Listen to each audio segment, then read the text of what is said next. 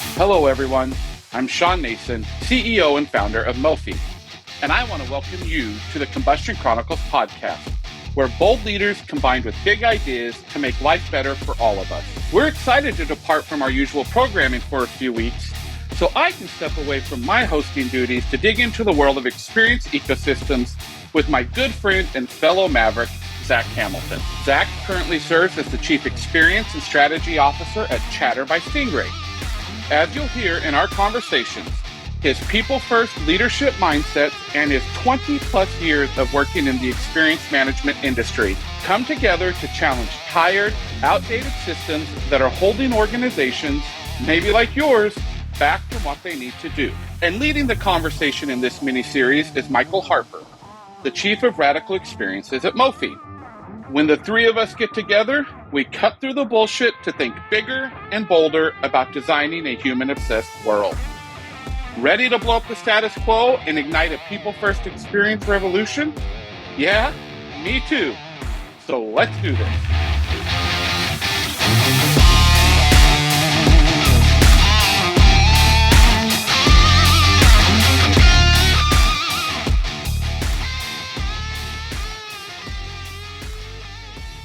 On this episode, we are going to continue our conversation about rethinking experiences with Zack and with Shawn, talking about this disconnect that we're experiencing, even just as consumers, right?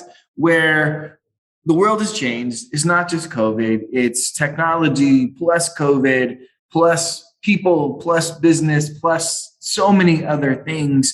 And there is disconnect between what people want and what companies are able to deliver. So Zack, can you talk us through this battleground of experience that you see out in the world when you talk to people? If you talk to any executive leader within a brand and you say, hey, what are your strategic goals for the next 12, 18, 24 months? Typically what you hear, what I call the P&L answers, right? We want to increase same-store sales revenue. We want to hit X in annualized revenue. We want to increase our margins. So we want to lower the cost to serve. We want to create more customer loyalty. So it's all these P&L answers. If we take a step back and think that, okay, this is what they want, then why is it not happening? Well, it's not happening because the brands are not delivering those experiences that we want as customers, as consumers, even employees, the brands that we want. And so what we've seen even pre-pandemic is significant rounds of layoffs every year because we're trying to cut costs.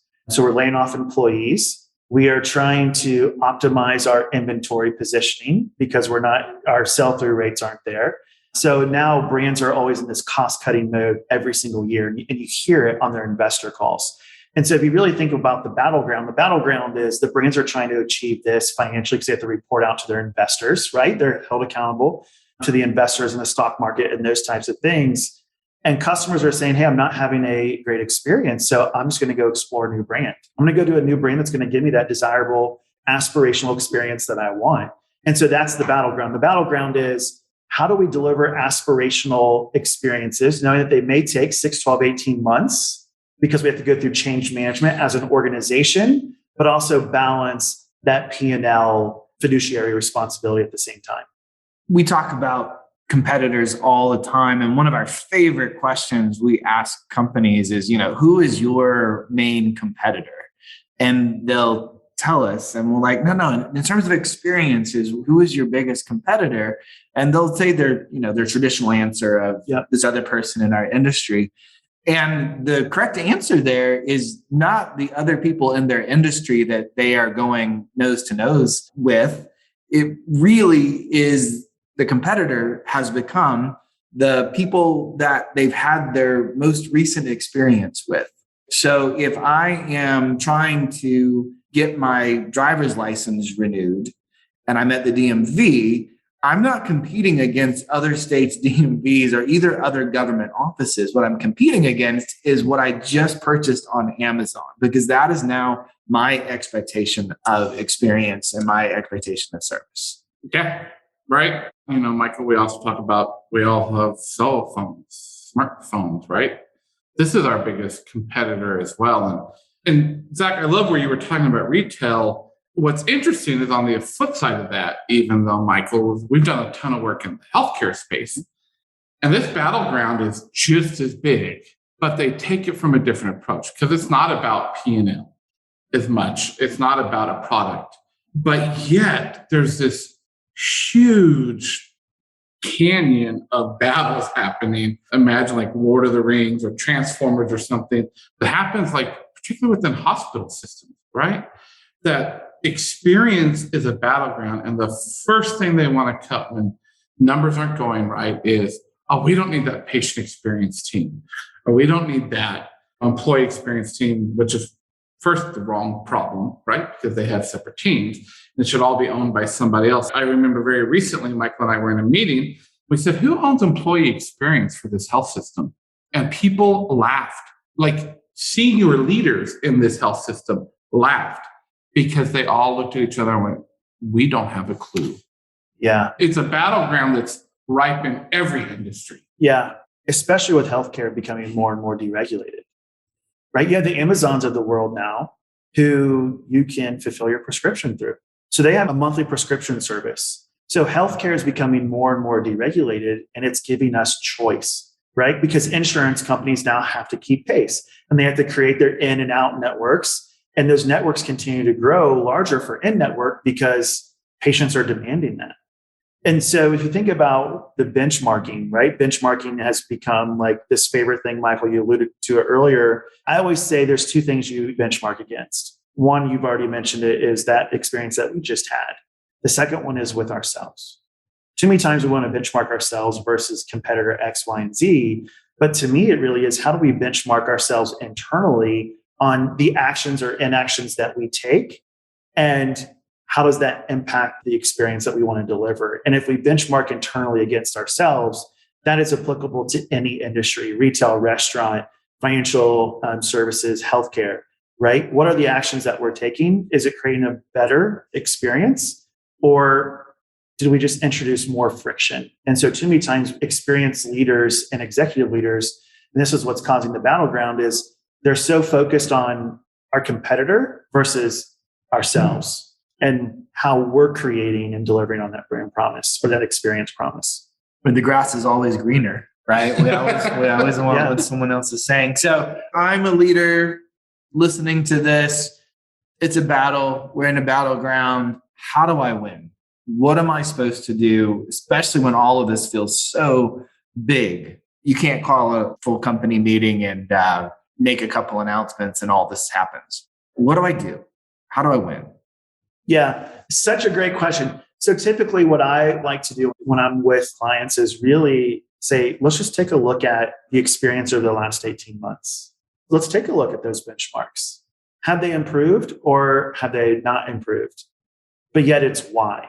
Why have they not improved? And that really where it comes down to that feedback, right? That you get, the open-ended feedback when we're asking customers, for example, how can we improve the experience? And typically what you see is brands get so obsessed with the benchmark, they don't peel back the next layer of why. Why is this happening? Why are we churning customers? Why are we not creating loyalty? Why are the number of shopping trips this year down year over year and continue to down? It's answering that question why. So it's taking feedback and connecting the dots to business outcomes. And now what you've done is you've just said, these are the experiences that we've created, and here's the business outcome.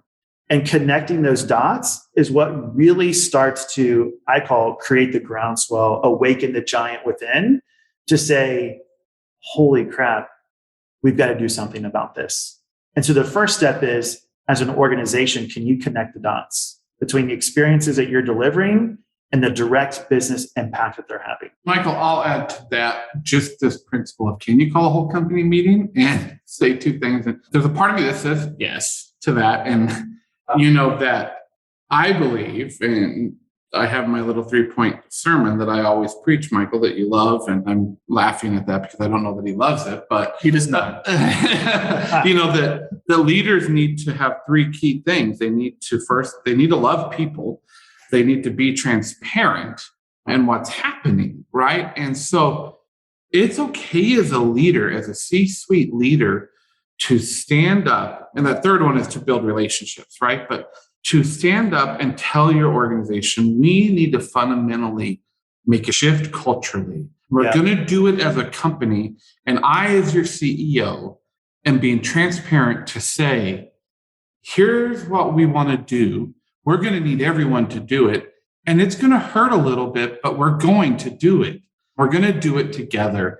And I think employees, if more C-suite leaders would stand up, particularly CEOs, and say that to their companies, people would get around it. Yeah. And I think the last piece of that too is, when was the last time you experienced your own brand as a consumer or as a frontline employee? And so too many C-suite leaders don't experience the brand. It reminds me of the show Undercover Boss. That I truly believe was foundational transformation work for them to truly understand the employee experience.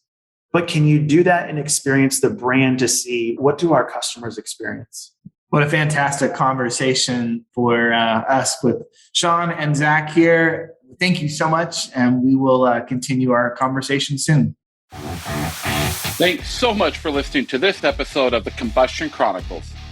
If you've enjoyed this episode, please take a few minutes to subscribe, rate, and review our podcast. Remember that I'm always looking to meet more big thinking mavericks. So let's keep the conversation going by connecting on LinkedIn. If you want to discover more about human-obsessed, maverick-minded experience ecosystems, go to mofi.co, where you'll discover ideas and resources to help you ignite your own experience revolution. As always, stay safe, be well, and keep blowing shit up.